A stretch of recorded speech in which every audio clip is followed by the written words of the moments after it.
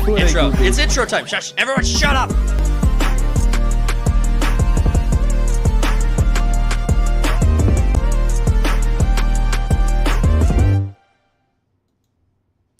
What's going on, all you main characters out there? We are in the first episode of After Party. We're doing recaps of House of the Dragon Season 2. Been looking forward to the second season of this show ever since the first one wrapped up. Left us on an awesome cliffhanger and been really starving for this content. With me, as always, is my co-partner, the Cody. Hello. Hello, the Cody. How are you? Not too bad. Long day.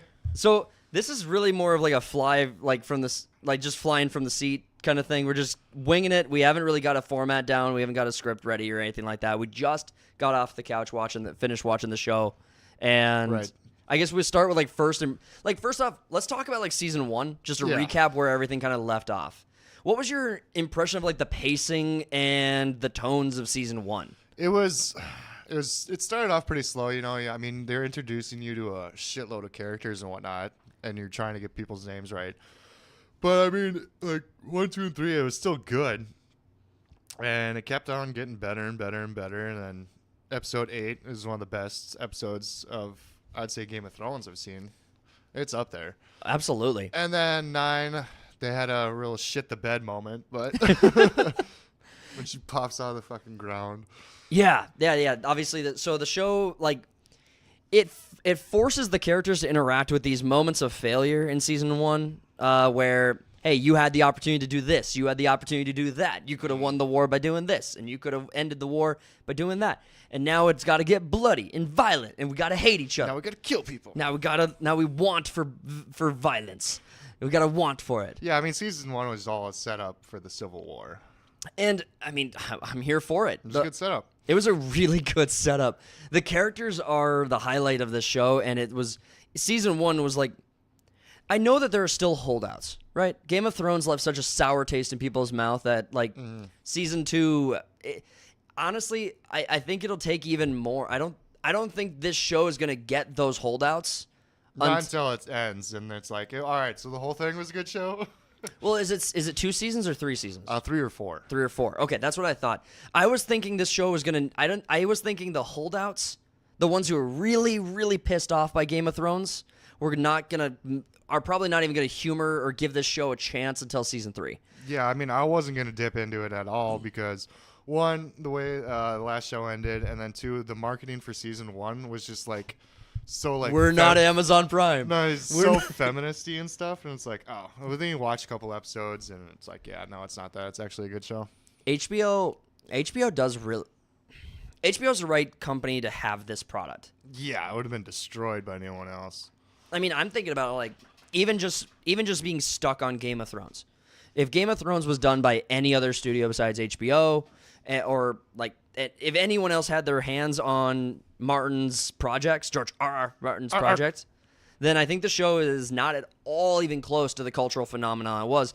And just to critics out there who cannot get over Game of Thrones and its failures, you have to think back to like seasons 1, 2, 3, 4, 5, 6, and I know you still hold season 7. Yeah, season 7 was all right. I mean, it had its moments, but then nothing good was in 8. So even though the show did not land the way any of us wanted to, we don't need to blame the show. We can exclusively blame the showrunners. Yeah. It's exclusively D&D's fault, Dumb and Dumber's fault. Yeah. So Game of Thrones was peak television. You're never going to reach that height of cultural, like, impact again, and every franchise since then has used Game of Thrones as the base model for what they're trying to accomplish. Right? Like Game of Thrones is the bar that people want to make sure they're at least reaching, and then they want to one-up it and be like better than Game of Thrones. They want a bigger audience. Game of Thrones was so successful that they were actually bragging about how they're the most pirated show on television. Yeah. This first off. Like, we got like this many viewers and then like 20 million pirates. Yeah. Like, you love so your successful. You love your fandom when you're all about the pirates, baby. But season 1 washed all the bad taste out of my mouth. I was really excited after season 1 kind of concluded. Yeah, I mean, I'm not going to go back to Game of Thrones, though, but...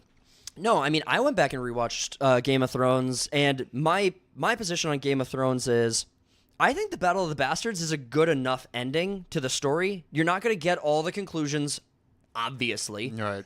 But it's a good enough place to stop where you can kind of feel good about where the story is, right? The brothers and sisters in the North are united. The House Bolton's been defeated, and those were kind of the main villains after Joffrey was dead. Right. To consider. I personally didn't give a shit about Daenerys in the Far East, like at all. I was not at all invested in her. Not a Daenerys fan. I wasn't a Daenerys fan. I mean, her tits are great, but I mean, otherwise, it just wasn't that Mediocre at best. Yeah, just fine. But Anyway. But so House of the Dragon kicks off. I was a little skeptical too, and honestly, I was holding out for I think an episode or two because I was like 2 or 3 behind. I think I was about there with you. I think you actually said, "Oh no, this is actually pretty good." I'll and check it out. I think that's what got me to check it out. But House of the Dragon washed the bad taste out of my mouth, and it reminded everyone because keep in mind, people look back at Game of Thrones and you think back, it's like all of Game of Thrones is like 1 year, right? Like everything is in its final form, so all the story feels like it's 1 year. But that show had been going on for like 9 years, 10 years. Yeah. So the season 8, season 7, even the ending of season 6, like that was like years before House of Dragon came. Years before House of Dragon, I think it was like 2019. 2019 was the end. Yeah, so 2019 was the end of it, and then it was like to 2016, 17 when it started to turn to shit. Right. So House of the Dragon comes back in, picks over, starts getting its feet wet, and starts like playing in the Game of Thrones universe and doing a remarkable job of it too. Well, I think everyone was really appreciating that they went back to it being a character-driven story. Yeah. Instead of relying on spectacle. And then spectacle kicked its foot through the door in episode 9, and everyone was like, "What the fuck are you doing?" Yep, stop that. Stop ruining the story. And it's like, yeah, of course you wanted to make it about like dragons and stuff, but it's like you still need to focus on the characters, and then the spectacle can be secondary. Yeah. Who was your favorite character in season 1? For me, it was Daemon, but I don't know if there's another standout character. I know that the King Viserys, like even if like you can just watch episodes 1 through 8 and just end it with King Viserys' story and be like, all right, that was a perfectly fine story. Yeah, that was a good ending. But yeah, it was either him or Daemon. Yeah. Yeah, King Viserys, fantastic. Yeah, Matt Damon Targaryen really steals the show whenever he's on screen. Well, another difference that we're seeing. Were you expecting there to be a time skip? Were you expecting it to be like, and we're in the war, No. and we're in the war? No, I expected there to be like, all right, we're gonna like the set day it happened. kind of, yeah, and set up like what everyone's kind of doing and prepping for and whatnot. So that's what we're getting in this episode. For the listeners, whoever's in the live stream and whoever's watching this after the fact, just so you are aware, this after party the format for this is going to be heavy in spoilers. We're talking about what we just watched. If Right. you're not with it, go check it out, watch it, come back. We'll still be here. But so season 1 wraps up with Aemond like killing the youngling. The youngling dragon. It was a bad game of grab ass, and someone went too far, and the kid died. What was really weird for me was how I think Rhaenyra found the dragon bits. Well, apparently she's been looking around that area for a while. That's kind of what they've been setting up. Fair enough. But what I was, it turns out I don't think Eamon said anything about how it went down. I don't think he mentioned that it was a fucking accident and shit happens because right. His mom says that I don't know, he's still angry about the eye or something. And yeah. He's just letting it ride, I guess. He's just letting it cook. It's like, well, I mean, he's more of a badass if he did it on purpose than if he did it by accident. Yeah, but in the last season 1, episode 10, you can tell that it was. It was a complete mistake. Yeah, you can tell. Absolutely. I think that's probably played out now. I think that's done. I mean, even if he does explain it doesn't really change much. No, it changes absolutely nothing, which is why I'd be surprised if the showrunners keep hounding it, unless there's this cathartic moment between his mom or between Aemond and his mom, where she's like, "It's your fault. Your fault. We have to kill each other." And he's like, "It was an accident." And he's crybaby mode. Well, now it does. Yeah, it doesn't really matter at all after this episode. Yeah, all it could really be used for is to make him more emotional and empathetic. But I think he also sees that it won't change anything. So why would he? Yeah, why would he? People can think whatever they want. Yeah, exactly. Plus, I mean, like, so Dragonstone and King's Landing are so geographically close that it's weird that they're like talking as if they're on opposite ends of the continent, and they're like, "Hello, I can see King's Landing from my house." No, because how was it described? Was it like from where in season 7 they're behind the wall and you get the Westeros Express? Oh I yeah, think he was fast saying travel. I think I heard from where they were at up north down to the tip of the continent of Westeros is like all of like South America. So it's still a huge. big ass continent. It's fucking huge. But Yeah, it's tremendous. I mean, it's really large. But I mean, the fact that they're like, all right, one house is in Brazil and the other one's in Argentina. It's not like you're just like, oh hi, how's it going over there? Well, it's really an interesting like. Okay, so obviously, I think for the purposes of clarity, we should like go with the blacks and the greens for like because that's really the way it's drawn out Right. for us. I mean, that's why. Yeah. So we don't have to reinvent the wheel with this. The fact that the greens have the main dragon. Is it Aegon? Is that the big dragon? Aemon's dragon, Vagar. Vagar. Thank you. Aemon's dragon Vagar being the colossal monstrosity that it is. You see this thing flying around on screen, and it's awe-inspiring. It's like, holy fucking shit. Oh yeah, they set it up in the last season when they're at Storm's End, and that thing was as big as the castle. Yeah. It's like, oh shit, Damn, it's huge. And I mean, that's a big old girl. that's a big dragon. But the fact that you actually have a dragon so huge and strong and powerful that it literally can't leave the fucking castle for fear that you be defeated. Right. Like, it's more of like a Like if handicap. you leave, then they're gonna come. Right. It's like your big gun is stuck. It's stuck in defense right now. Exactly. You can't fucking move your big gun. I'd be all over the map with that thing. And I'd be like, yeah, we're going to lose castles, but they're going to lose more castles faster. Yeah, I don't know. You go to like just an all-out nuclear war right Well, away. it's attrition. It's Yeah. attrition. Right now it is. It's a bloodbath. It's got to be a bloodbath. It's gonna be, yeah. Okay. So we talked. So Like- in episode 9, in episode 10, there were these moments where that passed the cast by where they could end the war or take an easy shot at their opponent and just fail to do so or just refuse to do so. And then the whole thing kicks off. And a year and a half. Is it a year and a half or was it last September?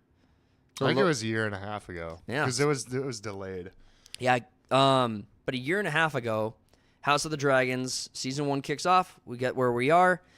Season 2 comes. Here we are today. Season 2, episode 1. What was your impression of this episode, like in a nutshell? Like, how would you like treat this as an isolated piece of the story, like not in relation to its brothers and sister episodes? Right.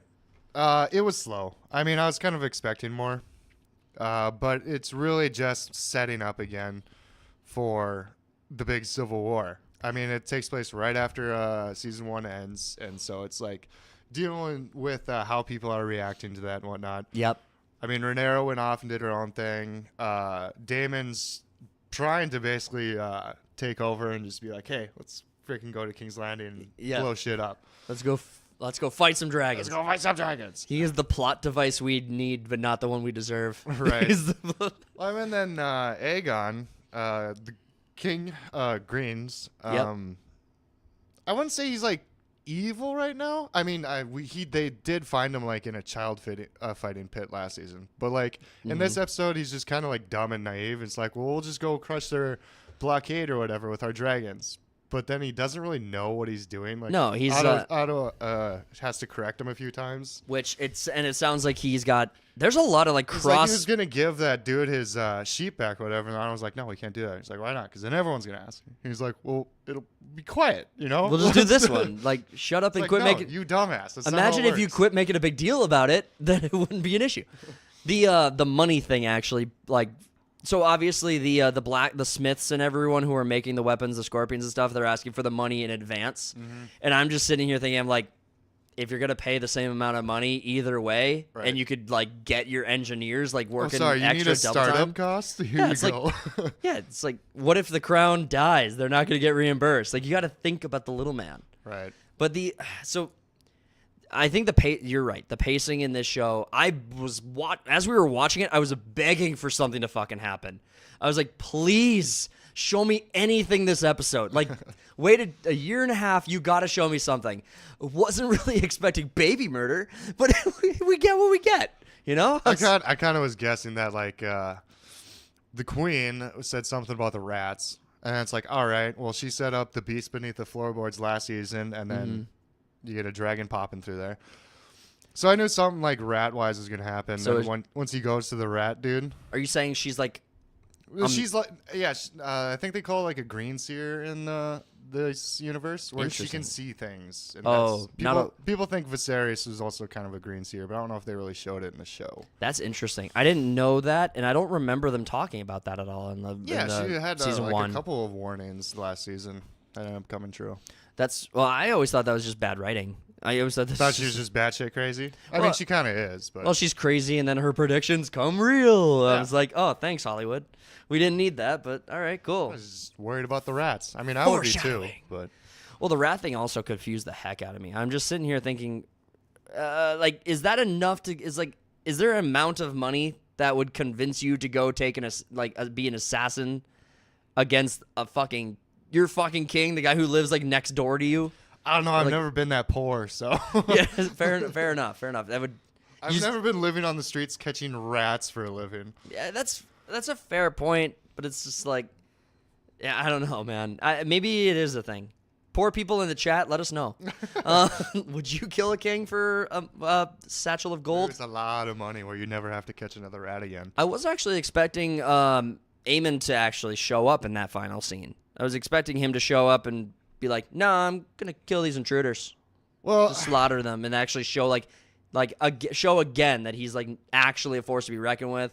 Maybe have a moment where they chase Daemon out of the city somehow, and that comes into play. Maybe they're setting up for next episode. No, I was thinking like, all right, so yeah, basically Rhaenyra comes back and says, "Hey, I want Aemon's head," pretty much, and Daemon, I think he just does it on his own accord. Yep. Goes to King's Landing and hires people to kill him, and they go in, and I knew that someone had to die that wasn't supposed to. I knew Aemon is going to be in the show for a while, and so I was remembering back to the trailer where the king was yelling about wanting revenge. I'm like, oh, so something's going to happen to his family, right? And then I mean, Daemon was like, "Hey, man, he's missing an eye. There's a fucking sapphire in there. It's that guy. He's hard to miss." Yeah. And then the guys were just like, "Oh, we'll just take any prince." Well, but then the thing is that okay, so to play devil's advocate for the guys who fucked up in Three Stooges, this they shit. They are idiots. Yeah, they fucked that up so hard. But then at the same time, it's like, okay, the clock is ticking. You're not supposed to be there. You're gonna get found, and you are like you're gonna get recognized. You're not gonna be able to get. They're like, how many princes could there be? Well, it's like, and apparently this guy gets up to the noble's floor and has no fucking clue what the fuck's going on anymore. He all of a sudden turns into someone who has no idea where they are geographically in the castle. I'm like, you're in a tower. So are you getting lost at the left turn or the left turn? Are you talking about the rat guy? Or the rat guy. The rat guy. Well, he's never been up there. He's not supposed to be up there. No, I know, but it's a tower. Yeah. I mean, you do have to go up. Yes. I got that. It's not just like a straight I know. I'm just being facetious, but I wasn't expecting them to kill. First off, I didn't think of the king's kids or Aegon's kids as being really plot relevant at all. I mean, was that just low hanging fruit? The writers just said, let's kill a kid. No, I think it happens in the book, and and also it's like once they set up, they bring him into the meeting or whatever, and he doesn't. There's no real plot relevance right there. It's like, oh, let's show the kid that we're gonna behead later. That was actually I'm glad they didn't show it because I don't think that would. But the sound effects were a little intense. Yeah, it was like squish, squish, yeah, squish. I thought they just had to kill him, and I'm like, oh yeah, they're gonna want his head. I was like, oh shit. Damn it, man. That's a little loud. It's like no screaming at all. Yeah, good on you. I think it's from here out now. It's like, all right, that's the setup. Each side has their own vengeance thing going now. You don't think it'll be another episode of everyone being around and crying and wondering about what to do? Yeah, I don't think so. Yeah, this was drawn out, man. It's basically, I think it's gonna. Aegon is just gonna be like, let's go get revenge, while Alicent, his mother, and Otto are trying to talk him out of it, and then they just go off anyway. Yeah, because he was stating that Aemon, his brother, is just gonna do anything he says anyway. Yeah, And honestly, it's maybe that's just him it going to his head as a character. Maybe he's just like, oh, I've got total control over Aemond, and I'm Right. And he's like, yeah, I got the biggest nuke just at my fingertips. Aemond not making a play for the throne has kind of surprised me. Yeah, his character's all about duty, like last season. Yeah. I mean, when they were looking for Aegon, he's like, if anyone needs to find me for the crown or whatever, I'll make myself known or whatever. But he's not going to jump and commit treason or anything like that. And That's just not I his think he's character. all duty. That's fair. I mean, he says it, so being like, Right. well, then you couldn't possibly misbelieve him. Yeah. Because his brother was bitching about having to marry his sister. And then he's like, well, I would do it if it Was my duty. Yeah, if it was my duty. Yeah, I'd do it. My duty. Raise my hand. So where do we go from here in the show? I mean, so it's the baby murders happened. The Greens are gonna be like Baby murder. the Greens are gonna be pissed. Aegon's just gonna be like, go do some shit. Yeah. Go fuck shit up. Maybe they go along with kind of what him and Aemond, Aemond and what Lord Commander. yeah, what the fuck is his name again? He's irrelevant. He's kind of a shit character. I don't really care for him in this show. I don't mind him. He was kind of broken from last season though, so he yeah. just became a big dick. But I mean, everyone's gonna be a big dick in this show. Fair enough. I mean, Sir Kristen Cole. Yeah. Sir Kristen Cole. Yeah. Maybe they go along with him and Aemon's plan what they're So doing. Aemon killed the young prince at was it the Baratheons or was it wasn't the Starks? It must have been the Baratheons. It was the Baratheons. They're leaving Storm's End. I was really surprised. Here's what I thought was going to happen. There's like this even the Baratheons said it. It's like, you can't fight under my roof. I'm like responsible for your guys' like for this. Yeah, there won't be any violence here. You can take that away from here. And he's trying to pick a side. I thought Rhaenyra was gonna blame the Baratheons for it and go scorched earth on the fucking Baratheons. That's what I thought. I know there were witnesses and everything though that he screamed him out of the court pretty much. But would that matter to a character like I mean, Rhaenyra? what is he gonna do when they're flying away from his place?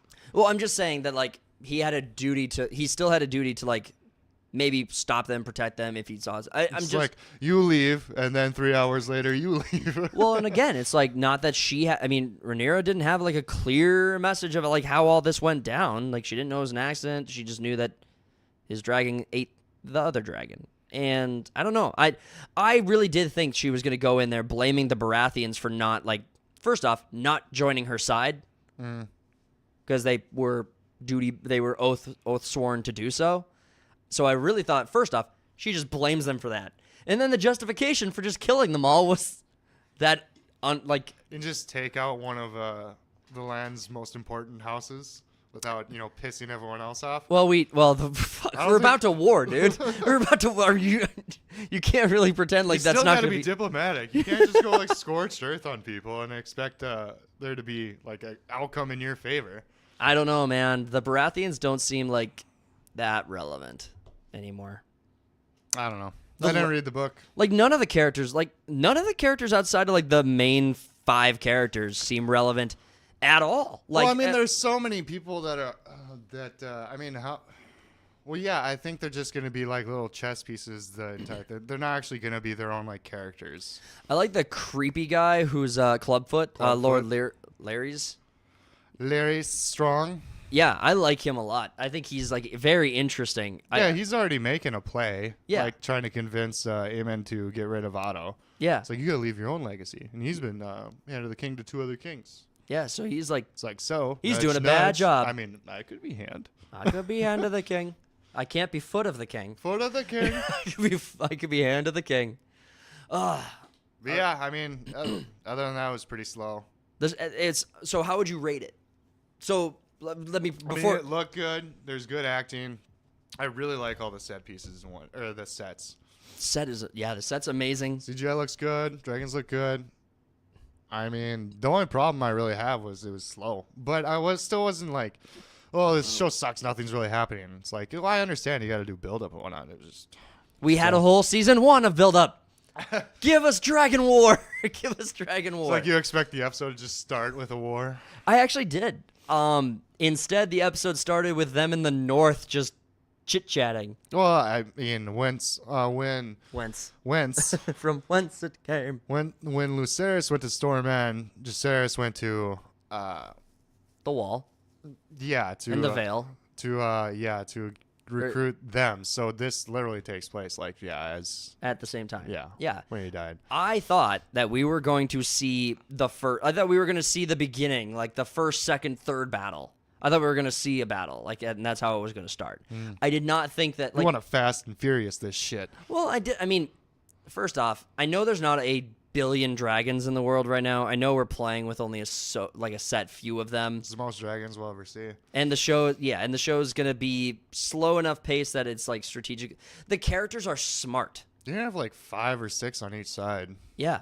Maybe more. But the characters are smart. Like, the characters are all intelligent characters, and they are all making decisions that they would make. Like all the characters are like completely in tune with like their path of how they like should progress themselves, like how they would behave if more of this was unfolding in front of them the way it is. That was a lot of saying nothing. I said a lot of nothing there. I mean, some of the best Game of Thrones though are when people are just talking. And it's like you get the suspense behind it. Like, oh, someone just set this up, and then you go to the scene to where it's like it might. Yeah, that's a good point. The best scene that comes to mind when I think of that is when Sir Bronn, Tyrion, and Shay are all in the tent.